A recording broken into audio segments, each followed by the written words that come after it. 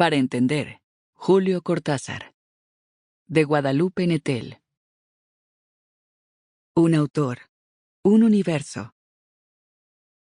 Julio Cortázar es uno de esos autores que transforman para siempre a quienes leen sus libros. Sus personajes y el universo que despliega en su literatura no se olvidan jamás. Influyen en nuestro modo de percibir la realidad y nos acompañan el resto de nuestra existencia.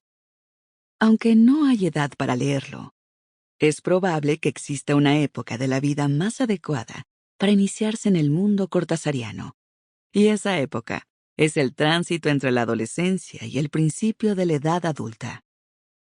Se trata de un autor que impone una forma distinta de ver el mundo, de descifrar sus eventos y sus diferentes dimensiones. Una vez que encontramos la clave que da acceso al universo cortázariano, será difícil prescindir de ella. En uno de sus libros más conocidos, Historias de Cronopios y de Famas, Julio Cortázar estableció dos categorías entre los seres humanos. Por un lado están los famas, siempre preocupados por que las cosas sean rectas, paralelas o perpendiculares, y a quienes les horroriza, por ejemplo, una hoja mal doblada o un libro desacomodado en la estantería, y escriben siempre sobre cuadernos a rayas o de cuadrícula. El bando opuesto lo conforman los cronopios, que nunca se dan cita para encontrarse. Escriben sobre hojas en blanco y aprietan la pasta de dientes por la parte de abajo. Era evidente que a Cortázar le agradaban más los cronopios, probablemente porque era uno de ellos.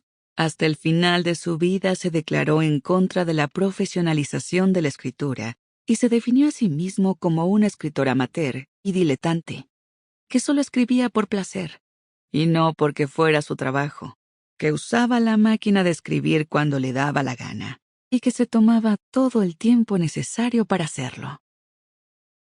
Julio Cortázar era uno de esos escritores que desde antes de publicar su primer libro, tenía la conciencia de que su nombre y su vida habrían de pasar a la posteridad.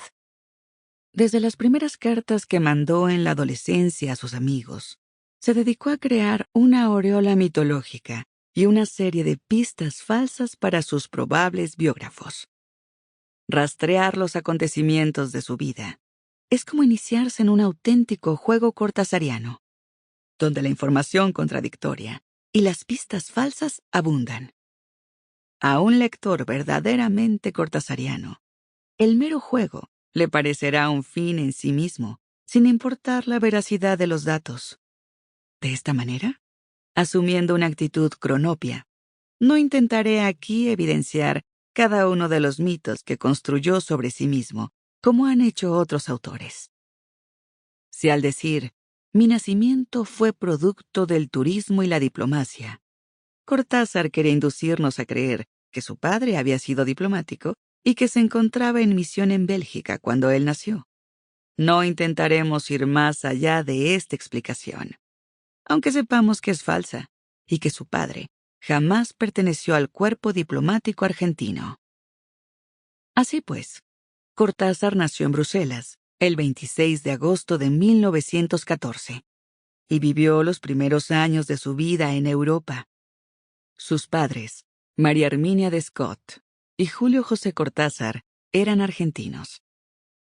Hacia fines de la Primera Guerra Mundial, los Cortázar lograron pasar a Suiza, gracias a la nacionalidad alemana de la abuela materna de Julio, y de allí, poco tiempo más tarde, a Barcelona, donde vivieron durante 1 año y medio. Cortázar aseguraba que su memoria era muy fiel y que recordaba momentos de su infancia más temprana.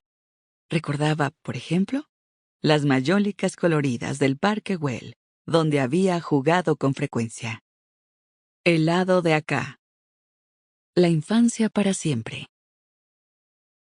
A la edad de 4 años, Julio regresó a Argentina y pasó el resto de su niñez en Banfield, Buenos Aires, junto a su madre, una tía y Ofelia, su hermana menor.